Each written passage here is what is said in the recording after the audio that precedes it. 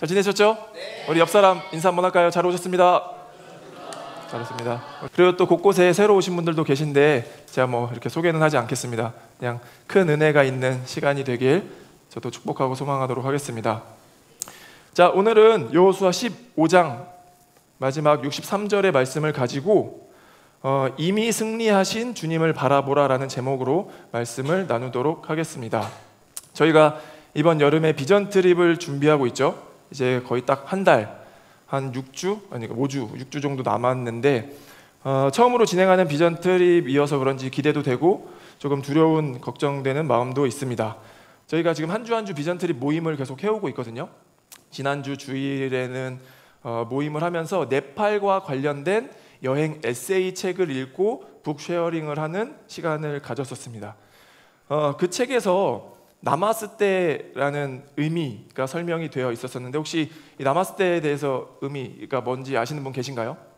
나마스테 혹시 설명 의미 아시는 분? 맞아요, 요가에서 배웠잖아요. 얘기해봐요. 나마스테 뭐예요? 부끄러워요. 그래요, 알았어요. 카톡으로 해주세요. 나마스테는 네팔의 인사말로, 대표적인 인사말로 책에서 이렇게 적혀 있더라고요. 내 안의 신이 당신 안의 신께 인사드립니다 라는 의미라고 합니다. 우리 옆 사람 한번 인사해 볼까요? 나마스테. 또 하네요. 또 하네.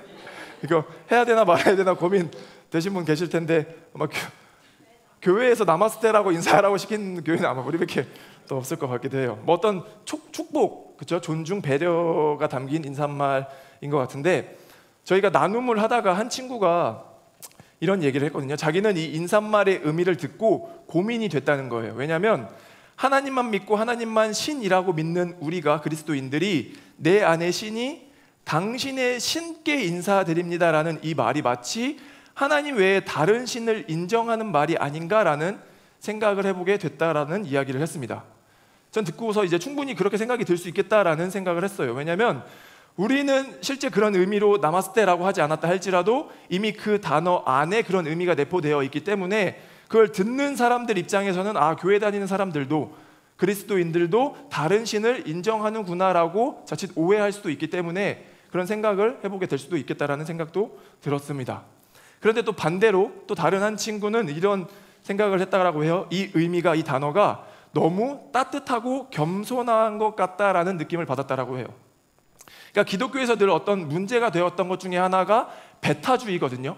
그러니까 예수천국, 불신지옥. 물론 그 의미는 동의를 합니다. 예수 그리스도 외에는 구원의 길이 없다라는 것에는 동의를 하지만, 그런데 이 진리를 우리가 알리고 지키기 위해서 때로 너무 폭력적이게 했었던 것들이, 기독교 아닌 것은 다 비진리야라고 했었던 그런 태도들이 너무 배타적이었다라는 거죠. 그 뉴스에 보면 기독교 청년들이 어떤 절에 가가지고 그 땅밟기 기도를 한다고 하면서 손을 들고 막 소리 지르면서 기도를 했다라는 이야기들도 있고, 심지어 불상의 목을 이렇게 쓰러뜨려서 부셨다라는 이야기들도 있습니다. 왜요? 부신 분이신가요? 아무튼 아니요. 그렇죠. 네. 회개하셨다고 합니다. 당황스럽네요. 네. 아무튼 우리 기독교가 늘 어떤 좀 부정적인 인식으로 들어오던 말 중에 하나가 배타주의라는 거예요. 그러니까 기독교 외에는 다 진리가 아니다라고 해서 그런 이야기들을 했다라는 거죠. 그런 차원에서 봤을 때 나의 신이 당신의 신께 인사드립니다. 어떤 신을 인정하는 행위가 아니라 그런 태도와 자세가 굉장히 겸손하고 따뜻한 것 같다라는 이야기를 했던 거예요. 이해가 되시나요? 어떤 신의 여부를 떠나서 그 태도가 좀 따뜻했다라는 이야기를 좀 들었다라고 합니다. 생각이 들었다고 합니다. 여러분은 어떻게 생각하세요? 나마스테에 대해서? 우상 숭배라고 생각합니까?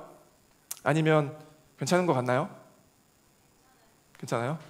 그렇죠? 다 같은 말이죠. 사실 우리가 어떤 의미와 어떤 의도로서 이걸 바라보냐의 차이인데, 오늘은 이 우상 숭배와 관련된 좀 이야기를 해보려고 합니다. 구약의 이스라엘 역사에 있어서 이 우상 숭배와 관련된 문제는 끊임없이 이스라엘을 따라다니고 이스라엘이 끊어내지 못했던 대표적인 죄 중에 하나입니다. 근데 이건 단순히 이스라엘의 문제만이 아니라 오늘을 살아가는 현대 기독교인들에게도 끊임없이 다뤄져야 할 가장 중요한 문제 중에 하나죠. 우상 숭배. 그러니까 우리가 무엇인가를 간절히 숭배하지 않는다 할지라도 우리의 어떤 공허한 마음들, 우리의 필요한 것들을 채우기 위해서 집착하는 것들, 우리의 정체성을 예수 그리스도가 아니라 다른 외부로부터 찾으려고 하는 그 모든 것들을 다 우상 숭배라 할 수 있기 때문에 오늘날 우리가 살아가는 이 현대인들에게도 고민을 해야 될 문제라는 거예요. 구약의 이스라엘뿐만 아니라 신약의 시대에서 와서도 예수님께서 말씀하시죠. 너희가 하나님과 재물을 겸하여 섬기지 못하느니라. 여기서 겸하여 섬긴다라는 것이 우상 숭배인 거예요. 하나님을 예배합니다. 찬양도 하고 기도도 하고 헌금도 해요. 하나님을 예배하지만 동시에 하나님을 예배하면서 다른 무언가로 나를 찾으려고 하고 나를 채우려고 하고 나를 정의하려고 하는 겸하여 섬기는 것. 주일에 와서는 예배를 드리지만 동시에 평일에는 또 어떤 것에 집착하는 그 무엇, 겸하여 섬기는 것도 우상 숭배라 할 수 있다라는 거죠. 그러니까 먼 이스라엘의 이야기가 아니라 오늘날 우리의 이야기인 거예요. 내가 나를 무엇으로 구성하고 있는가? 여러분은 그동안 여호수아를 지금 계속 보면 15장까지 보면서 제가 가장 강조했던 주제가 무엇이라고 생각하나요? 제가 가장 강조했던 주제가 뭐였던 것 같아요? 저는 제 스스로 순종을 강조했다라고 생각합니다. 맞나요? 네, 맞아요. 순종 맞아요. 그렇죠? 대답했죠? 순종이에요.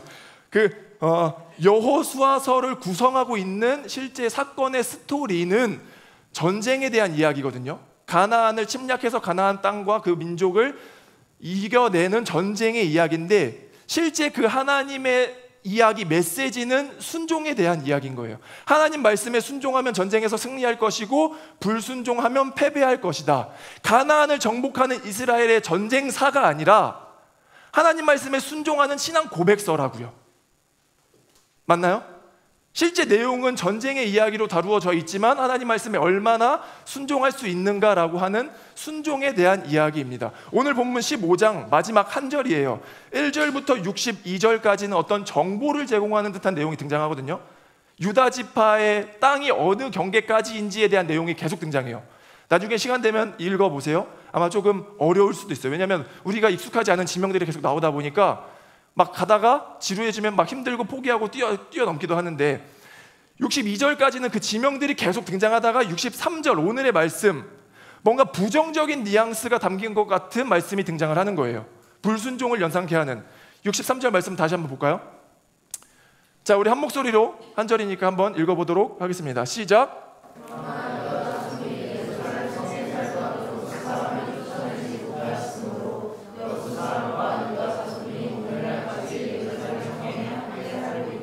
아멘. 이 말씀을 보면 여러분들 떠오르는 구절 하나 있지 않아요? 네.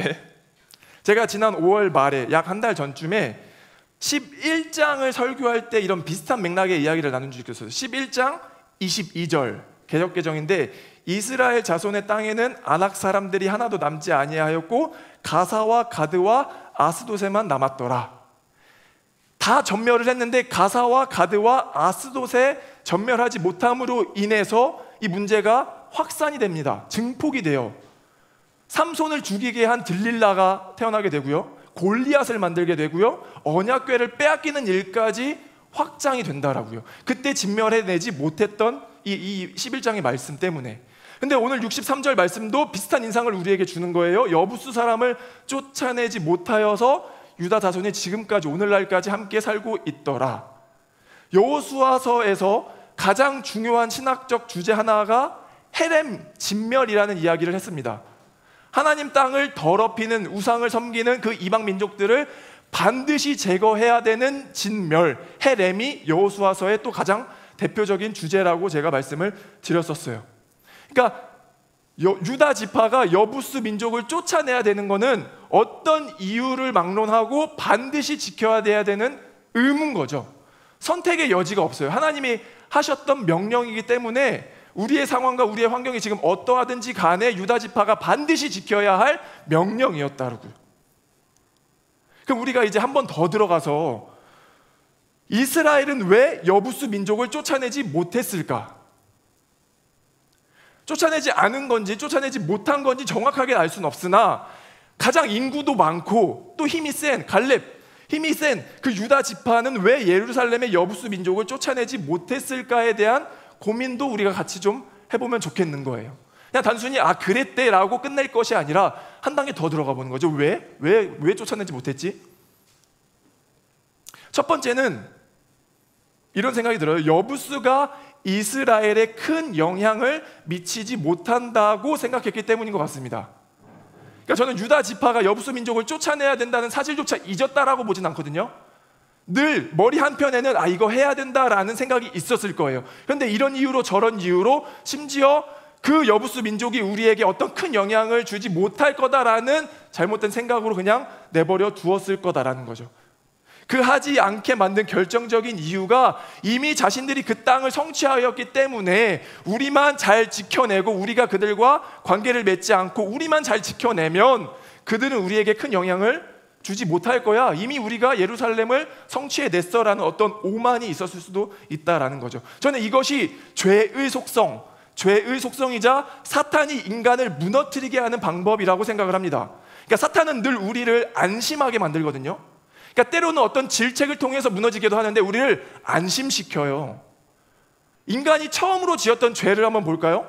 인간은 다 알고 있었어요. 하나님이 이걸 먹지 말라고 했어. 이거 먹으면 우리 다 죽는다고 했어 라고 했는데 뱀이 와서 말하죠. 뱀이 여자에게 이르되 너희가 결코 죽지 아니하리라. 안 죽어, 괜찮아, 먹어, 안심하고 먹어도 돼. 우리를 위로해, 우리를 안심시킨다라고요. 그러니까 이것이 사탄이 우리를 무너뜨리게 하는 방법이에요. 뭐냐면 남들 다 그렇게 사니까 괜찮아, 적당히 해도 되라는 어떤 안심과 위로가 때로 우리를 죄에 물들게 하고 있는 우리를 감각을 둔하게 만든다라는 거죠. 저는 우리가 살아가면서 이 지점을 잘 분별해야 된다라고 믿거든요. 분별. 그러니까 우리가 살아가면서 수많은 말들을 들어요. 숲 모임하다가 숲 리더들한테 듣기도 하고 선배 후배들한테 듣기도 하고 심지어 저한테 이야기를 듣기도 하죠. 그런데 그것이 하나님의 뜻과 일치되는 하나님의 말씀이 있기도 하지만 늘 우리는 분별하는 마음으로 경계할 수 있어야 돼. 그것이 사탄의 말일 수도 있어요.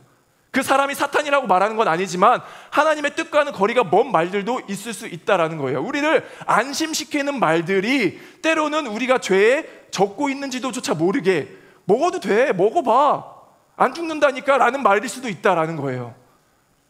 분별해야 됩니다. 아니, 분별하려고 노력해야 된다라고요. 늘 이 말들이 우리에게 주변에 떠드는 우리의 말들이 하나님의 말씀인지 사탄이 우리를 위로하려고 안심시키려고 더 죄악 가운데 빠지게 하려고 하는 말들인지를 우리가 좀 고민해 볼 수 있어야 된다라고요. 우리의 죄가 우리를 죽이고 있다라는 것이 즉각적으로 반응되어지고 나타나면 아무도 죄 안 짓습니다. 예를 들어서 여러분 통장에 지금 10,000원, 20,000원 계속 출금되고 있다라는 알림이 핸드폰 가운데 뜨면 누가 이걸 그냥 그대로 두겠냐고요. 바로 조치해요. 그렇지 않습니까? 우리의 죄가 우리를 서서히 죽이고 있다라는 것이 우리 안에 즉각 발견되면 당장 죄 안 짓죠. 그런데 그렇게 되지 않아요. 사탄은 늘 우리를 안심시켜서 그 정도 괜찮아, 그 정도 죄는 누구나 다 짓고 있어라는 위로와 안심이 우리도 모르게 우리가 더 죄악 늪으로 가고 있다라는 거예요. 탈무드에 보면 이런 말이 있더라고요. 탈무드에 죄는 처음에는 손님처럼 겸손하다. 그러나 내버려 두면 주인을 내쫓고 죄가 주인이 된다. 이 죄라는 건요, 처음부터 우리 안에 도전장을 내밀듯이 오지 않는다라고요. 나 죄야, 한번 이겨봐 라고 오지 않는다고요. 손님처럼 아주 겸손하게 와서 죄인지도 모르게 우리의 삶에 녹아들죠. 그러니까 어느 순간 보면 그 죄는 우리 삶의 주인 노릇을 하고 있어요.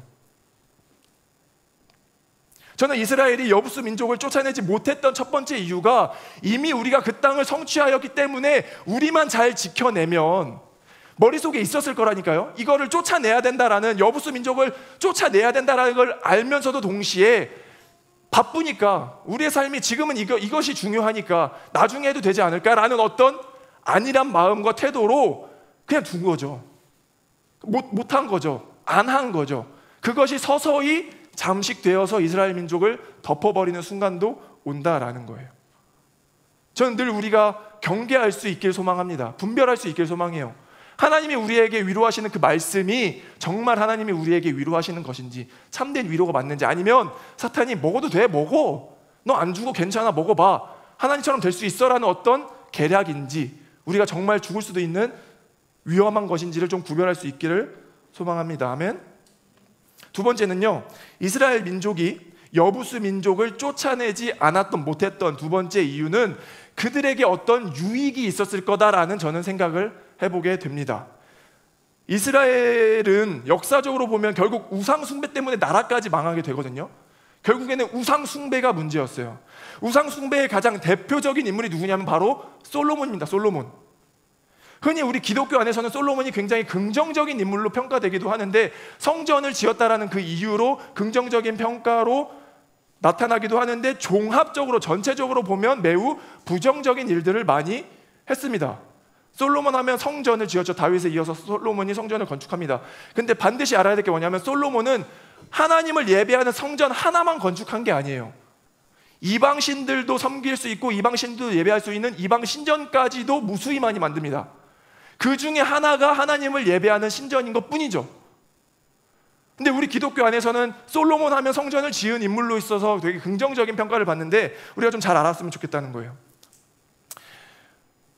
그러면 솔로몬이 우상 신전을 왜 지었는지에 대한 것을 우리가 좀 알 필요가 있는데, 솔로몬은요, 그때 당시에 이스라엘이라는 나라를, 자기 민족을, 자기의 군사력과 자기의 권력을 지키고자 하는 방법으로 어떤 방법을 선택하냐면, 자기를 위협하는 나라들, 이방 나라들과 결혼 동맹을 맺어요. 이해가 되시나요? 결혼을 함으로 인해서 사돈지간을 맺어서 그 사돈지간의 나라들이 우리나라를 침략하지 못하도록 결혼 동맹을 맺습니다. 결혼해 보신 분들 아시겠지만 그냥 개인과 개인의 만남이 아니에요. 문화와 문화의 만남입니다. 라이프 스타일과 라이프 스타일의 만남인데, 솔로몬이 이방의 여자와 결혼을 했다라는 것은 그 여자만 이스라엘로 오는 것이 아니라 그 종교와 문화와 정치와 경제가 동시에 다 들어오는 거예요. 이방 신들도 함께 들어오는 거죠. 솔로몬이 그 여자를, 그 아내를 얼마나 사랑한 나머지 함께 예배할 수 있도록 이방 신전까지 지어줘 버리는 거예요. 그 내용이 열왕기상 11장에 나옵니다. 한번 볼까요? 7절 8절. 솔로몬 세 번역인가요? 네. 솔로몬은 예루살렘 동쪽 산의 모압의 혐오스러운 우상 그모스를 섬기는 산당을 짓고, 암몬 자손의 혐오스러운 우상 몰렉을 섬기는 산당도 지었는데, 제가 방금 설명한 거예요. 그는 그의 외국인 아내들이 하자는 대로, 사돈지간 맺었던 아내들이 하자는 대로 그들의 신들에게 향을 피우며 제사를 지냈다. 그러니까 솔로몬 시대 때 이방 신전이 제거되지 못하고 계속 유지가 되는데, 이스라엘은 하나님을 믿으면서 동시에 이방 신전에 가서 우상도 섬기는 일들까지 했다라는 거예요. 우상 숭배죠. 그 우상 숭배가 결국에는 이스라엘이라는 나라를 멸망하게 하는 일까지 벌어지게 됩니다. 자, 그러면 이런 질문도 한번 더 깊게 들어가서 해보자고요. 뭐냐면, 오케이, 솔로몬 그렇다 치고 솔로몬 이후에 왕들이 계속 이어지잖아요. 그러면 그 왕들은 도대체 왜 그 이방 신전을 부수지 못한 걸까? 아니, 이스라엘에게 하나님은 어떤 존재예요? 아시잖아요, 그렇죠? 출애굽하여서 우리를 인도해 내신 우리의 신, 우리의 아버지라고요. 근데 솔로몬은 그렇다 치고, 그럼 그 다음에 이어지는 그 수많은 왕들이 왜 이방 신전을 부수지 못했는지에 대한 질문도 우리가 이어서 같이 좀 해볼 수 있어야 된다라는 거예요. 그 이유가 뭐냐면, 당시 신전, 성전은 제사를 드리기 위한 어떤 종교적인 기능만 있었던 것이 아니라 오늘날로 치면 대사관 역할을 같이 했습니다. 대사관. 그때도 제가 한번 설명을 드린 적이 있었을 거예요. 대사관 역할을 동시에 하는데, 이 대사관이라는 특징은 뭐냐면, 우리나라의 땅에 있지만, 우리 영토에 있지만 우리 나라가 아니에요. 종로에 가면 일본 대사관이 있습니다. 우리 땅에 있다라고 해서 우리가 그 대사관을 부시거나 마음대로 철거하지 못한다라고요. 그거는 일본인 거예요.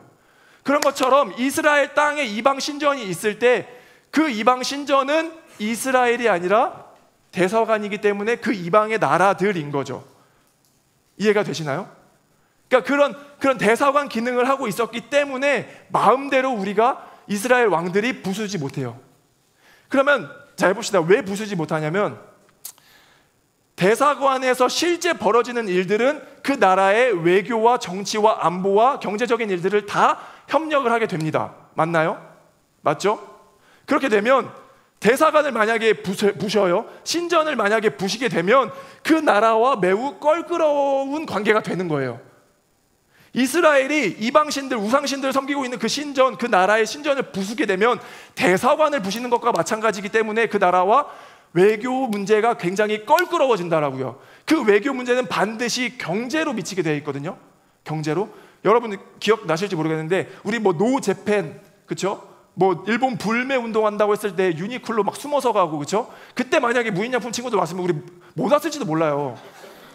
아무도 안 와서 다행이긴 한데 농담이고요.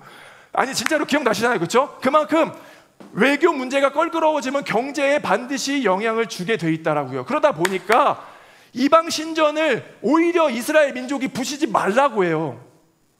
아니 우리 먹고 사는 문제가 더 중요하기 때문에 그거 그냥 부시지 말고 그냥 내버려 두고 우상 숭배하면서 적당히 그냥 경제적으로 호화롭게 잘 삽시다라고 한다고요.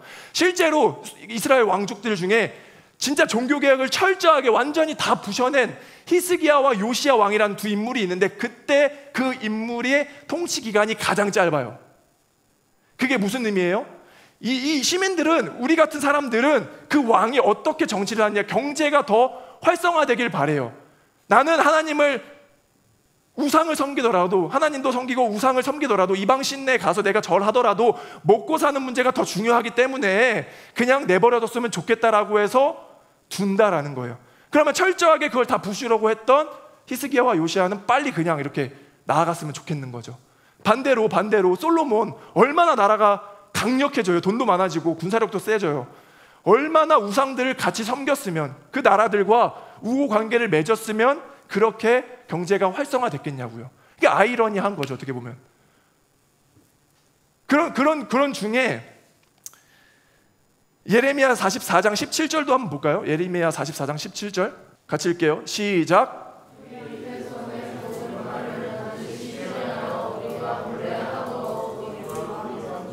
우리 왕들과 우리 고관들이 유다 성읍들과 예루살렘 거리에서 하던 대로 하늘의 여왕에게 분향하고 그 앞에 전제를 드리리라. 그때에는 우리가 먹을 것이 풍부하며 복을 받고 재난을 당하지 아니하였더니. 아멘.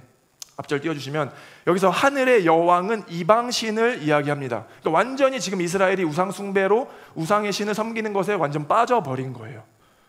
그래야 우리가 먹을 것이 풍부하고 복을 받고 재난을 당하지 않을 것이니 우상을 숭배해도 좋으니 우리가 더 먹고 사는 문제가 중요하다라는 신앙 고백들을 지금 계속 하고 있다는 거예요. 그 결과로 이스라엘은 완전히 멸망을 하게 되죠.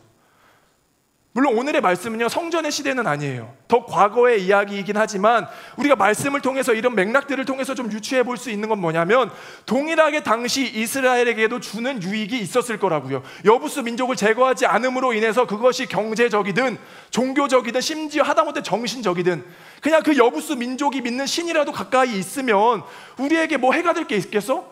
그냥 부적처럼 하나 더 걸어두는 거예요. 예수 그리스도의 능력도 믿지만 부적처럼 나를 해치지 않을 것이니 그냥 하나 더 걸어두는 거라고요.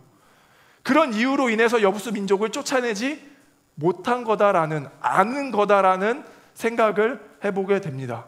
예수님의 말씀이 저는 명확하다라고 생각해요. 너희가 하나님과 재물을 겸하여 섬기지 못할 것이다.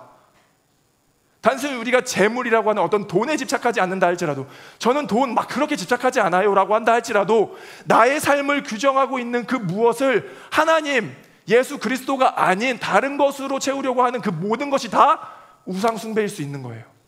나의 정체성을 하나님으로부터 찾으려고 하는 것이 아니라 외부로부터 찾으려고 하는 그 모든 행위가 다 우상 숭배일 수 있다는 거죠.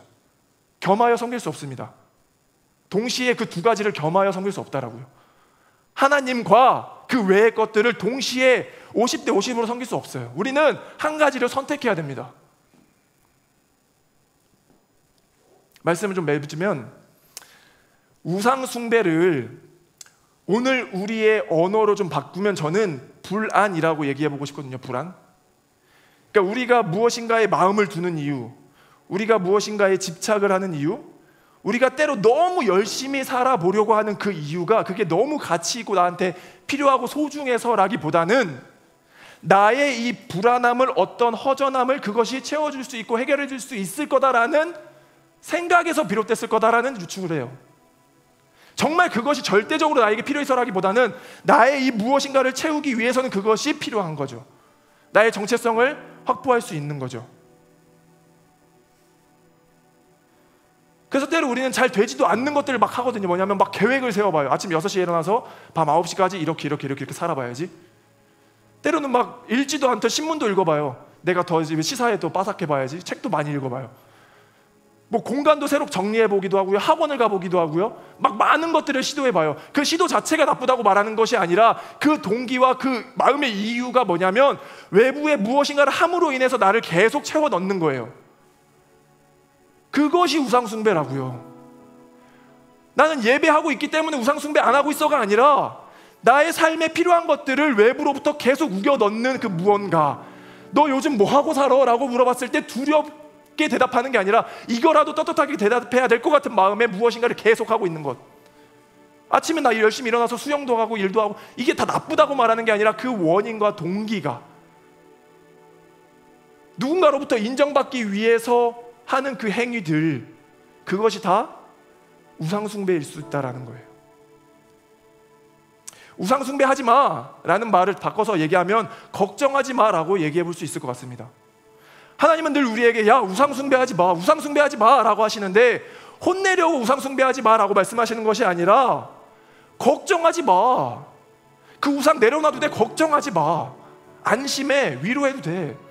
걱정하지 말라고 우리에게 말씀하시는 거예요. 그 우상 숭배하지 마가 하나님이 질투하시는 게 아니라 걱정하지 마. 걱정하지 마. 재밌는 게 뭐냐면 남들이 나를 어떻게 평가할지가 두려워서 열심히 사는 것과 하나님이 나를 어떻게 지으셨는지가 발견되어서 열심히 사는 것, 둘 다 열심히 사는데 이게 훨씬 더 열심히 살아요. 근데 힘은 훨씬 덜 들어요. 기쁩니다. 소명의 삶이죠.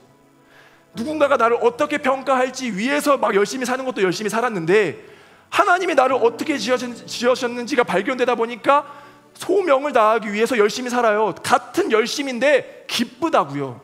힘이 들지 않는다고요. 피로가 육체적인 피로함 늘 있죠. 근데 기쁘니까 이것이 다 회복되는 거예요. 하나님의 일을 내가 하고 있으니까 소명이 발견되니까 즐겁다고요. 남이 나를 어떻게 평가할지 그 두려움에 열심히 살지 마시고 우상 숭배하지 마, 두려워하지 마, 걱정하지 마. 내가 너의 모든 승리를 이루어 놓았어라는 그 음성이 들려지길 소망합니다. 아멘. 이미 승리하신 주님을 바라보고요. 오늘 이 말씀 여부수 쫓아내야죠. 완전히 우리는 하나를 선택해야 돼요. 정말 그 하나님의 말씀대로 살고자 하는 열심, 그 단 한 가지도 나는 빼놓지 않고 다 하나님 말씀에 순종해 보겠다라는 열심이 우리 공동체 가운데 흘러가기를 간절히 소망합니다.